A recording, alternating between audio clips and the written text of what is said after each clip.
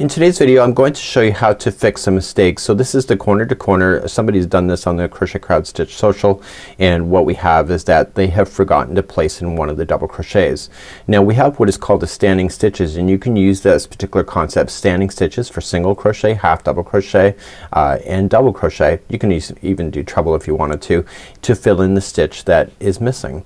So instead of frogging all your work for a few minutes that it will take you to fix this, you can actually solve yourself a great problem, especially if you find this deep in the project. So instead of frogging all the way back, you can just do a standing double crochet to fill this in. So I'm just going to demonstrate on how this is done, and let's begin. So to get ready, we're going to use the same color yarn, same hook, and you're going to need a tapestry needle to hide this in. So what you want to do is do a standing double crochet for this. So you want to create a slip knot first and leave an extra long tail so that you can get rid of that with the tapestry needle at the end. The goal is to make it look like it belongs. So to do this, because it's a double crochet, and if it was a single or half double or a treble, you just wrap differently. So you're going to, and we have videos for that types of standing as well. So what you have here is that you're going to pinch down and you wrap the hook once, and you want to go in the stitch that you missed. So for example, there should be 3 in this because it's corner to corner. So I'm gonna go into, you can go into the back one or the forward. I'm just gonna go into the front one first. I also want to be conscious that I'm looking at the good side of the project. So make sure that you are on the good side, or you'll create a backwards looking stitch that doesn't belong. So I just know this is the front side based on experience. So I'm gonna go in, and then I'm gonna wrap through. So I still have 3 loops on my hook. Okay, so you're just going to where you want to go. So let's try it again. So wrap once, pinch it, and then go where you need it to go. So you can do this in fans and other crochet projects, and you're gonna pull through, and then that is your double crochet right here. So you're just gonna pull through 2 and 2, and now that's gonna fill in that stitch. So what you want to do at this point is that you want to trim your existing yarn, trim it long enough so that you can get a tapestry needle through it, and you are going to finish that like that.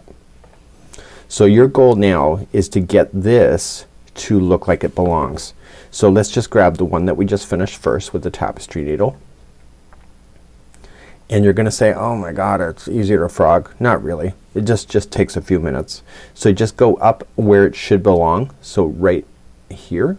So I'm just gonna go across, and that's gonna pull this in. Okay, and then I'm gonna go back in this other direction. So you want to go back and forth 3 times. Stay underneath the stitch work so you don't see this. So this would almost, if you do see it, you can just justify and say that you just changed your yarn strand instead of